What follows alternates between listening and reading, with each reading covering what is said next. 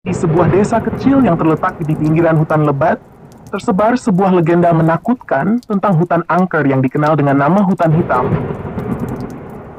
Tidak ada yang berani masuk ke dalamnya, bahkan saat siang hari katanya hutan itu dihuni oleh roh-roh jahat yang tak mengenal belas kasihan.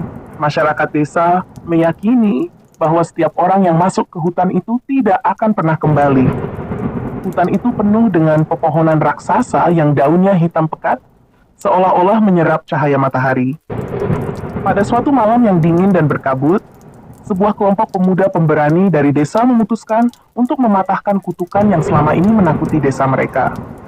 Dipimpin oleh seorang pemuda bernama Jaka, mereka mempersiapkan diri untuk memasuki hutan angker tersebut. Jaka adalah seorang pemuda yang terkenal dengan keberaniannya, meskipun beberapa orang menganggapnya terlalu nekat. Ia yakin bahwa legenda hutan itu hanyalah cerita karangan orang tua untuk menakut-nakuti anak-anak agar tidak berkeliaran di malam hari. Malam itu, bulan tertutup awan tebal, membuat suasana semakin kelam. Jaka dan 5 temannya membawa obor dan persediaan secukupnya, lalu memulai perjalanan mereka ke dalam hutan hitam. Mereka memasuki hutan dengan penuh percaya diri, menertawakan desas-desus yang mereka dengar sejak kecil. Namun, setelah beberapa jam berjalan, tawa mereka mulai menghilang. Suasana di dalam hutan begitu aneh dan menakutkan. Udara terasa lebih dingin dari biasanya, dan suara-suara aneh terdengar dari segala arah. Angin yang bertiup membawa bisikan-bisikan tak jelas, seakan ada sesuatu yang mengawasi mereka dari balik pepohonan.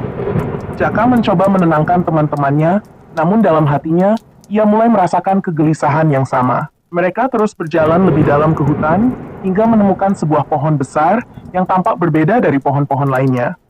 Pohon itu tua, dengan akar yang mencuat ke permukaan tanah, dan di sekelilingnya tumbuh bunga-bunga aneh berwarna merah gelap. Di bawah pohon itu, mereka menemukan sebuah batu besar dengan ukiran-ukiran kuno yang tidak bisa mereka pahami.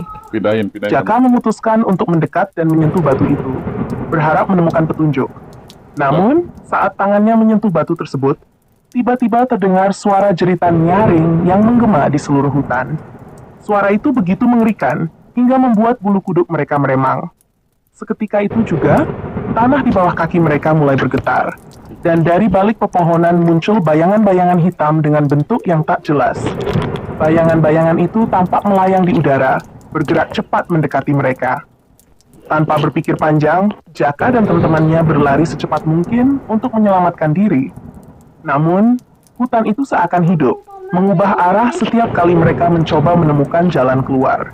Rasa takut semakin mencekam saat bayangan-bayangan itu mulai mengeluarkan suara mengerikan, seperti bisikan yang dipenuhi kebencian. Mereka menyadari bahwa makhluk-makhluk itu adalah roh-roh jahat yang menghuni hutan tersebut.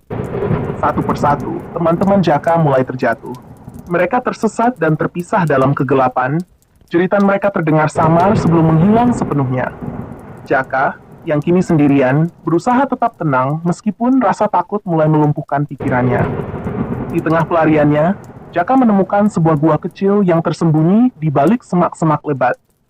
Tanpa ragu, ia masuk ke dalam gua itu dan bersembunyi, berharap para roh jahat itu tidak menemukannya. Di dalam gua, Jaka menemukan sesuatu yang tak pernah ia bayangkan. Di dinding gua, terdapat lukisan-lukisan kuno yang menggambarkan para penduduk desa yang diserang oleh roh-roh jahat. Dari lukisan itu, Jaka menyadari bahwa roh-roh tersebut adalah arwah para penebang pohon yang dahulu menghancurkan hutan untuk membangun desa.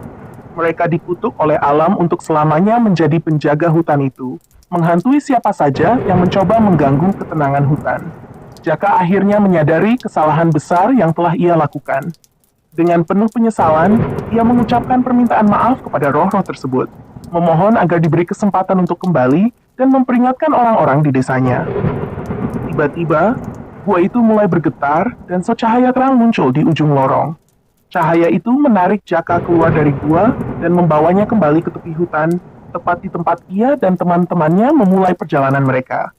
Ketika Jaka sadar, ia sudah berada di luar hutan. Namun, tidak ada jejak teman-temannya yang tersisa. Jaka kembali ke desa dengan hati yang berat, menyampaikan kisah mengerikan yang ia alami. Sejak saat itu, tidak ada lagi penduduk desa yang berani mendekati hutan hitam. Mereka membiarkan hutan itu tetap tenang, menghormati roh-roh yang menghuni di dalamnya. Dan Jaka, meskipun selamat, selamanya hidup dengan rasa bersalah karena kehilangan teman-temannya. Hutan hitam tetap angker, tapi kini legenda itu bukan lagi sekadar cerita. Itu adalah kenyataan yang hidup dalam ingatan setiap orang yang mendengar kisah Jaka. Peringatan akan bahaya mencampuri sesuatu yang tidak seharusnya diganggu,